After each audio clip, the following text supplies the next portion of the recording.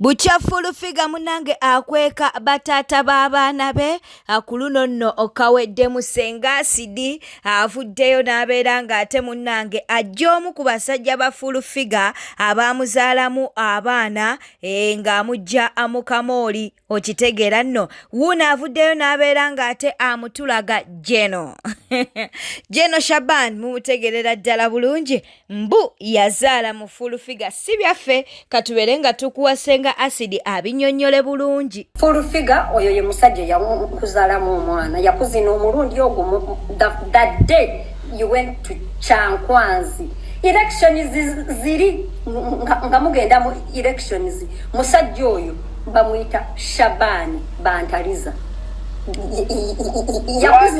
yakuzina omulundi ogwo nga atamidde n'akuzaalamu. That man is as old as my father. So I don't know what gives you the authority okuvuma abantu abakulu abakadde. That is an old man. Atayagala abakadde kagwe ensonyi mukazi gwe weyambulira otya omusajja alina envi bw'atyo nga mwami mukulu wanje kandi Shaban Bantariza ababadenga bagamba yazala mwani. That is the man yamuzala mu Shaban, and I've been knowing it like since I don't know era badenga ondaba imbu yazala mujasi. That is the man there yakuzala. Is that man a young man wanje? Is that man a young man? Era banange nsasira n'omwana gwe mwazaala oba bannange afaanana atya olwedde gwe otunulanga egeege. Anyway, Fullfigure nkubuuzizzaako nanga abasajja abazira ozina otya Fullfigure? How? Yakwagalako bbeere, yakwagalako kabina, yakwagalako kala, yakwagalako mpisa, yakwagalako magezi era mwenge. I know you are one of his greatest regrets. Yes. Yakwagalako ki? Yakwagalako kala, yakwagalako ntungwe, yakwagalako kafiga. Tewali mukwano gwali mwenge. Fullfigure gwe ovuma omuntu feria igwe gwe baziniranga emmere hausigalo yambalanga sapatu ebitafa ate simanyi lwaki people that came from nothing mwagala nnyo okwasamira abantu. Fullfigure, the best thing that has ever happened to you in your life is President Museveni. That is the best thing that has ever actually the best thing that has ever happened to you in your life is Bobby Wine. You have to give him respect because without him you would still be ngaba kuzinira mwenge na mmere. Olaba bannange fulumizi ovuga emmotoka ogende emitiyana olye emmere oyasame emmere obumere. You have to thank Bobby Wine nyonyo nyeranze nze buli we nkulabanga ovuma abantu nkwewuunya.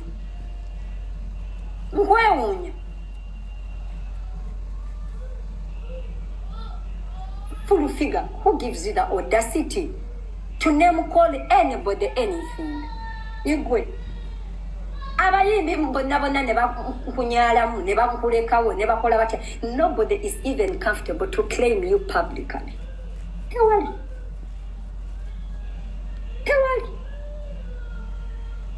Ira bakuzina batamide. Apart from Simple K, who else can claim you? Tewali solekerawo ebintu byovuma abantu manya era gwe byewemula abantu byabuli lunaku ffe babituwemula buli lunaku. So you era gwe Fullfigure tosaanye nakuvuma muntu omufeeriya. Already now oli failure. How can you be people gauge being a failure from, I think, Obugaga? No.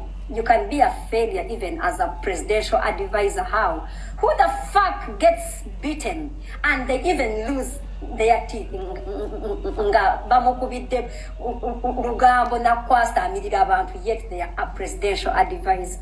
Tewali. But you already, that one shows you are a loser, and nobody even paid attention to you, not even your bosses. So don't talk about shit because you ain't shit. Woloza lokubanga wajja no bwe muli abantu ne wefuula ekyenena mbwe wafuuka muzira mukwano osesa fulumizi tolina wano gw'otiisa. You don't make sense. Ne bajja ne bakuba ebikonde ne bakuyiwa ebinnyo nga you are a presidential advisor and you've never gotten justice. That is failure. That is being a failure. Subscribing, liking, leka ubakabwawo mu comment section. Fullfigure munange bamuli bubi. Bamuli bubi no. Ebintu si birungi. Kiriza tuberenga tukuwa ne kano akatambi. Mulabanze kintamye sanga serebu. Serebu aba kusingako. Oyino genda ku mukolo gwe okukola okuba nga buli mwaka nti wabaddeyo. Fullfigure tuseno fukamira ku tailors. Choka abera musimu yalaga nti yewa amanyi. Ne mugende wa SHEEBAH nga buli omwa yana buyani tuka ku SHEEBAH. Oboli enahia nadda mu stage mugundi mudiro wakati nalekana. Oyinza okukola emirimu egisembayo. Nkyovula ba mukama yampogo mutima. Ngenda ne Katonda kyampa no ku TikTok nti nina amanyi gange. Nemwe namwe abadde nga abanaku ennyo. Buli omwa ali mukuyanya SHEEBAH. Buli omwa deri bwe yetalaba mulaba nti abadde wa SHEEBAH. Buli omwa leso omwana bamulabe nti ali ne SHEEBAH. Bwe munekiriza buli omwana asigala kumanyi Katonda ge yamuwa. Temujja komba box. Nemwe naba abadde mwabadde ba house boy ba house girl. Namwe namu yayana. Nga buli omwa afa kwata video ndi wa SHEEBAH. Oho. Kiriza tuberenga tubuzaako ku Nabosa Belden ogamba otawe bale kuba nti noli ku mukutu Shamira webale kuba nti no naawe ekwoli atwagala okubeera nga tutumirako ku Joan Kagwa Namulindwa Aprosi waliwo omukwano gwaffe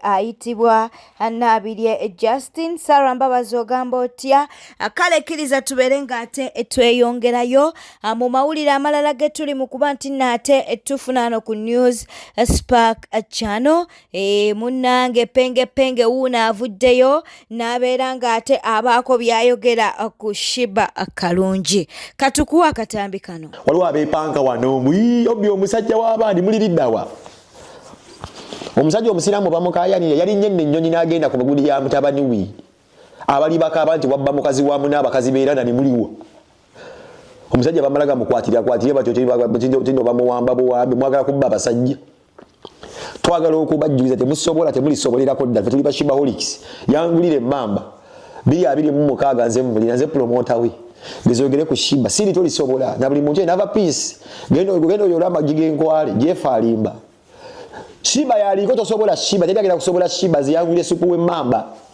e London watabadde omwana wuuyo naye bagala bamugirako ow'okusatu kati mumusinga ki mwaweze obufumbo toli mufumbo tolina mwana wuuyo omwana akula buli ddakiika asiba kusimanyi seriraka etama liringa tweko byanyirira uyagala ki n'omuwala bamutaddemu ddali n'olubuto kati lwa mwana muwala bamubedda sex fist abadde London atirika ati bwati oyo wansi mumuli eyo mwakalakala dda mwazala n'abaana zaako wadda ono buli kyakola kikola eggulire kye bayita influence ekyo influence muddangayo ne mwepanka kama queen SHEEBAH what bagambeze mumbuliye bulumene mwali mutya nti bayimba balina kyabakyala nga kyabwe kiri mu mannya gaabwe kakola entegeka kategiire kakuŋŋaanya ssente abapisi nabyo oyita queen of this generation olimba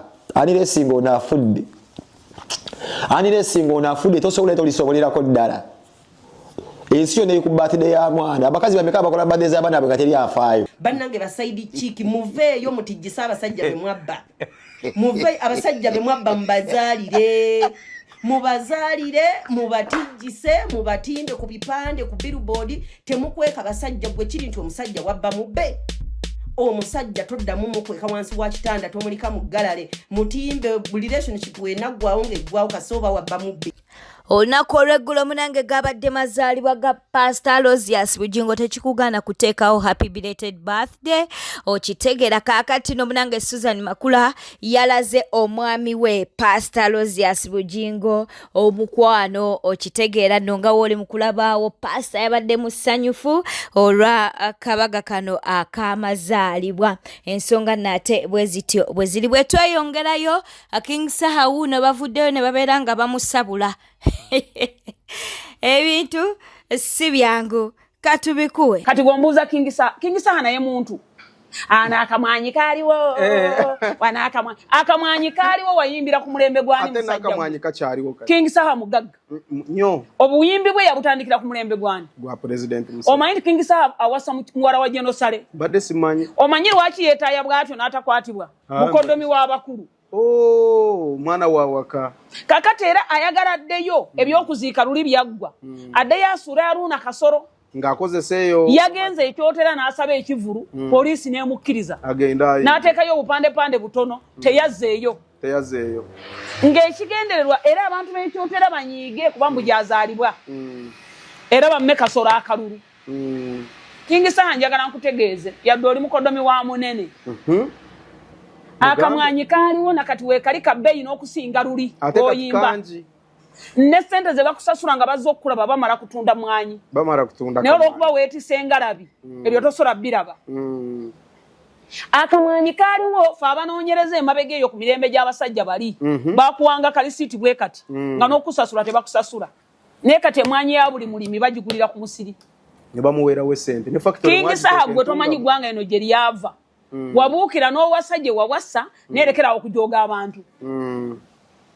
King Saha mukomeza. Akamanyi kakyali. Teri muntu Kasoro si mutegesi wa bivulu. Naye nze abantu be Kasoro tanayogera ku King Saha n'obudde bw'oyo mufere tabulina. Dr. Jose Chameleone kwosa ne Wizo munnanga atolowooza tebayimbidde President Yoweri Kaguta Museveni akayimba tuyinza obutakakuteerako naye video yeeyo gy'oli mu kulaba osobola ogenda ku YouTube oba ku mukutu gwa Dr. Jose Chameleone olimba ojja kubeera ng'ate olusangayo okitegeera jjukira nti bano bamiitinga President Yoweri Kaguta Museveni gye buvuddeko awo.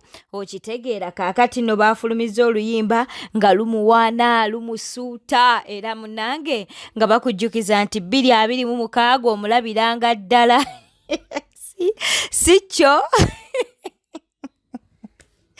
katubeere ng'ate tweyongerayo. Samantha Wuno munnanga abotodde ebyama jjukira buli lwavaayo okwogera bagamba nti mulalu abalala nga beebuuza Samantha ki ekimusumbuwa ssente z'abakadde amazina ezaali ez'ente oba ki. Kaakati munnanga ono yavuddeyo n'abeera ng'abotola ebyama agambye nti baamusiyaga ate nga brother we ye yamusiyaga ku myaka emito bananga abantu bayita mu kusomoozebwa. Kaakati n'alyoka agamba nti ate baamuzaala ne mulongo munne.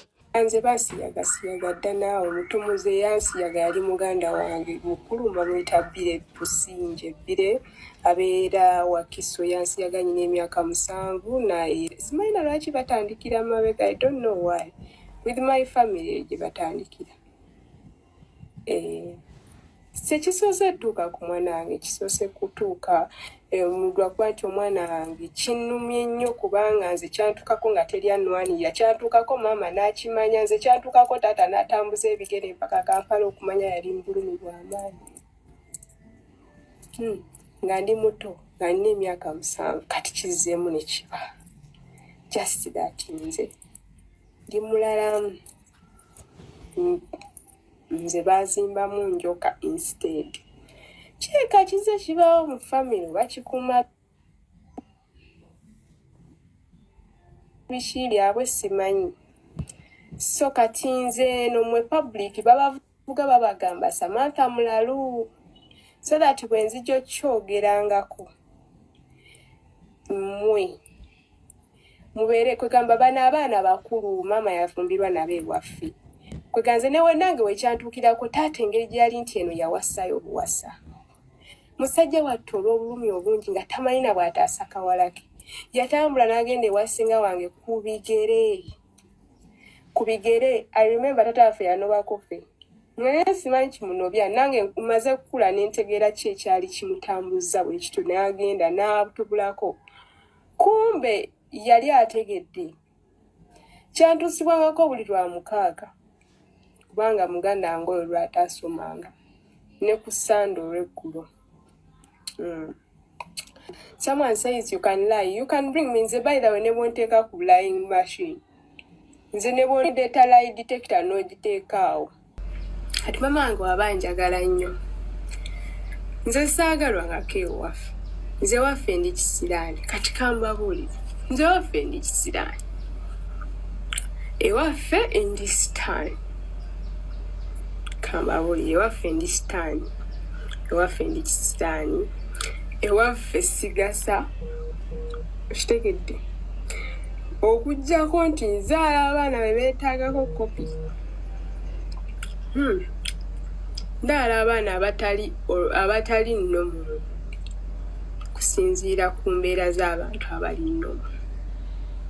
Nzaala abaana balina spiritual abilities eziri waggulu ddala nange simanyi minwayo. Oba tulina we tusobola otutunda bino ebintu tutunde zino abilities bwe tuba zizosobola oku.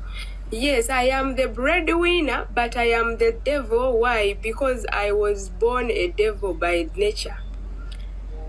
Okay, how do I explain this? Mumanyi kye bayita okubeera ng'oli mulongo ng'ozaalibwa n'ekyewalula ate ng'abazadde bo balokole. Kati ekyo kibeera kisitaani. Fire. Yeah. So obeera ng'oli mulongo ng'ozaalibwa n'omulongo kyewalula. Ewaffe nga nnyoko musumba. Naye kanga sinagenda wano. Waliwo omuntu omulala nga wazaalibwa kyewalula. Bambi njagala kyasitimumeko. Njagala kuwulirako ku sitole. Naawe wamu wali sitaani.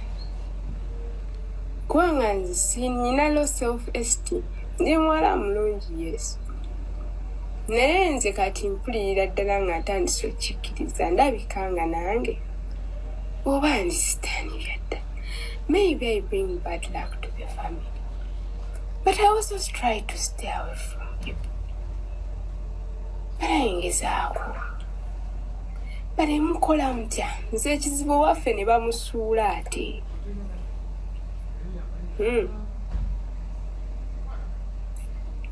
Ate ne bamusuula. Kati bamusuula. Now the issue is nze wano mu kwenoonya spiritually. Ate ne musinkana. Kati bamusinkana ate nali ne maama. Ate zinamulootanga nnyo naye ng'ate mwagala nnyo. The fact that I love black snakes, mine is very black.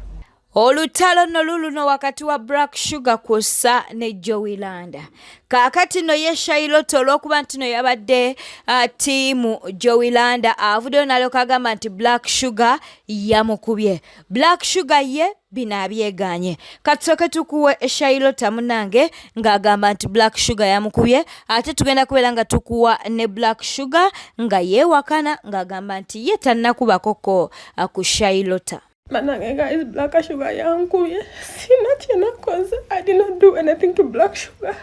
Black Sugar called me. Gundi, she gave some TikToker to call me. Only TikToker nangambye nanimbye. Mujangu tukole business. Kwa yo TikToker wade mumanyi. Nengenda yo eluwafu. Kati yao, wenatuka mu studio. Waliwa studio likumpi ne palace. Wenatuka mu studio weti. Nanyingira munda mugendo labo muhimi. Wenayingira weti munda. Black Sugar now. She received me with a slap in their studio. Never no see me. Never said an MV. Got to say an MV. I said an MV zange. Black Sugar. Wakoze binovyonna. Just bade ndikugamba. Olekera okuvuma Jowilanda.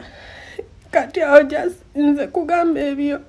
Ne wankubye sina kyenakoze. Black Sugar wankubye.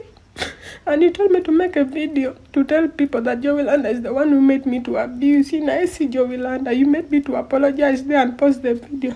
You posted by yourself and deleted everything from the phone. Black Sugar wanku here for no reason. Black Sugar nange ninda kola. Black Sugar Wankubye for no reason. Amaaso gange gazimye bankubye wano ku mutwe. Wano gazimye ne basaze n'embiri zange zonna. Bankubye ku face ne bankubye. They threw me on the floor and abayaye bo bade banga bankuba. Wasasuda abayaye okunkuba nanga nawe woli nga gwe nawo nkuba. Abayaye ne bankuba olwinga gwe nkuba side eri wete mwankubye nga doll. Ne black sugar. Sugar nenda kukwata nange wande mwankubye. Wasaze n'enviri zange sirina enviri mujiraba. Sirina enviri bankubye because I was defending Jowilanda. You are telling me Mune Jowilanda yagala mukuba. Black sugar wankubye siri kulimba and si content sichi. Wankubye olaba ne maaso gange gazimbye. Eno lero siri ku filter. Wankubye mukazi kwe. Wala wano gazimbye. Wano ganuma. Ne wano bankubye wano kutama. Bankubye wano ku mutwe na mutwe gwange ne bankubye mutaka. Black sugar wankubye. Owada agala na kumfumita na kaso. Owada agala Black sugar. I will pay for this. Yes. Shairota MD. Kitofu. Yange video ntuseko. Naye abantu nga banfaanana. Jitu soko jituwe Olaba abantu basobola okunyiga ne bagamba sugar waffe muveeko. Bulaka sugar namba yeri kinze ojizindikire. There is no Ugandan that looks like Makasi yange bagirabe. Nze makasi je nina esala ngoyi. Nze nsala t-shirt zange kuba amadesign. Gwe kagwe tinate yeri samwa no one looks like. twagala kwebaza boba yegwe abasaze. Oba badde AI. Tubulire. Kati olaba senga tengendo gamba Shairota. Nze nkuba naye sikuba bwentyo pozi nga ngambye badde nsaba kunkubamu. So it's not you. Nsobola mukubamu. Okuba naye totta. Okuba naye tomegga n'oluma. Asobola kuŋŋamba namugamba bwenkuba kuba singa nze musaze envi yenge ekyo ekirowoozo kiri too creative. Nakifuna. Baba. Senga omuntu gwe tuliko wano gwe tuliko ffenna tumumanyi azzeeko n'agamba simanga Violet banzigisizzaamu olubuto. Luli n'alippira simanyanga oli omuyimbi bamuyita Lucky Joe. N'agamba Lucky Joe mwagala ne bamusiba ku poliisi. N'alippira mu Richard this year. She's capable of doing anything. Naye kati obuzibu bwe buli senga. Ono gwe ngendo sooka okujja kati Charlotte kati ngenda kukuba. Togenda.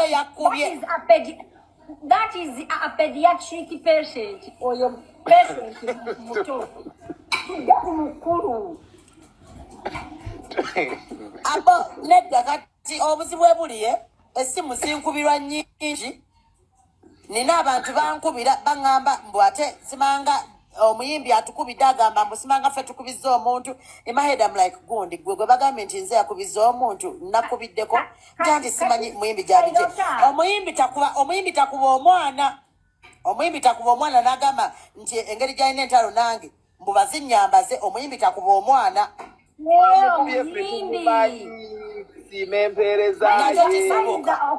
Okwagala okuseetinga. Yes, because oli omuyimbi. Si muyimbi Charlotte atugambye nti muhimbi. Omuhimbi akubye. Omuhimbi aba musituzi. Musituzi oba asitula bakazi oba asitula bijanja. Omuyimba engeri gye wagambye wa Bini Nation. Bwettu etambudde obadde mulabi mulungi olokwekumira ku Newspack channel kankusobere ngo subscribinga, olikinga n'okuleka obubaka bwawo mu comment section. Beera bulungi, weeraba.